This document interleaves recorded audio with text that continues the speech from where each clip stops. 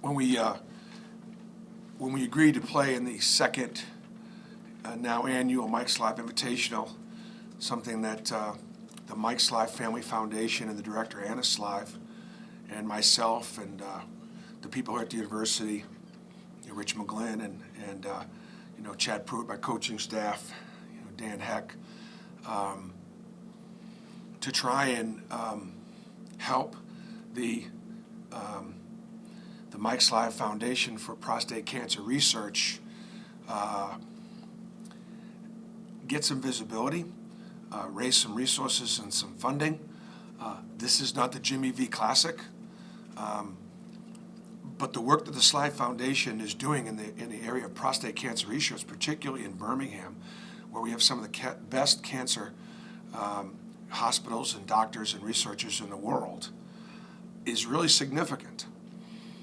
Last year, virtually a sellout, or the largest crowd to watch a college basketball game in the state of Alabama in many years.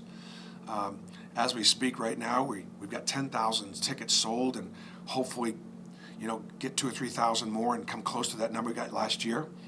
So we really wanted to go out and get an attractive opponent.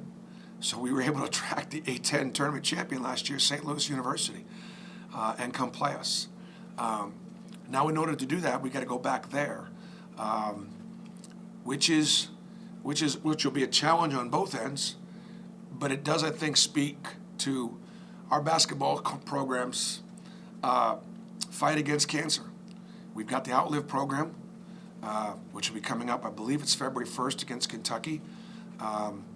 And just like in both these cases, the best way to outlive cancer is to detect it early. So I appreciate you guys listening to this and getting it out there on social media. That, okay, it's just another reminder. That thing that's on your hand, or that something that's on your back that just doesn't look right. It's not been there before. Just get it checked. Make sure it's okay. Women know when they're supposed to get their mammograms. Men know when they're supposed to get their colonoscopies and their prostate cancer checked and things like that. And tomorrow morning at 7:15, I'm going to get a cancer screening, both for my own health, safety, welfare of my family, but also a reminder to you guys: get checked.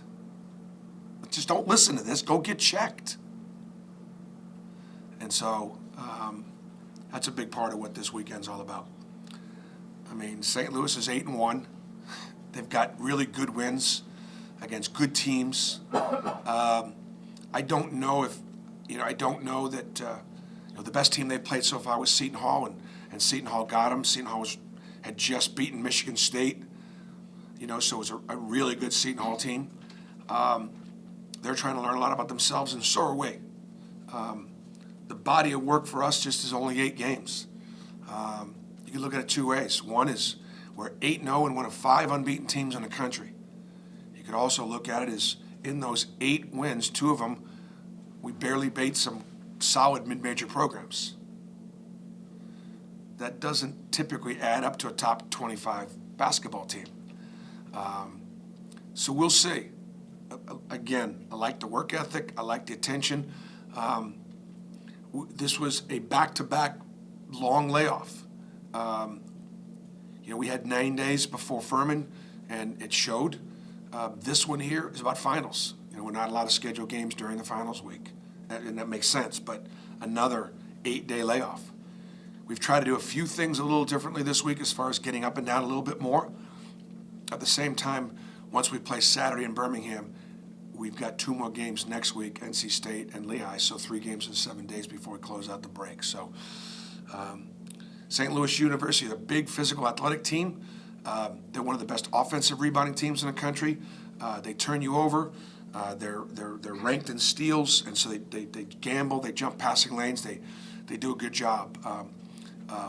Travis Ford is 2-0 against me, both when he was at Oklahoma State, one time in Tennessee in the NCAA tournament first-round game, and once here in the Big 12 SEC Challenge. So he's done a good job against us, and he's an outstanding coach. So they'll have a good game plan, no doubt.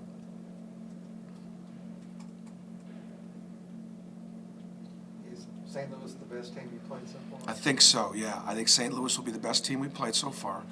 They've got the best athletes. They've got good depth. They got some guys that can really shoot it. The kid French is a very, very difficult matchup, and that's something that I'm sure the matchup between him and our inside players, particularly Austin Wiley, will be interesting to watch.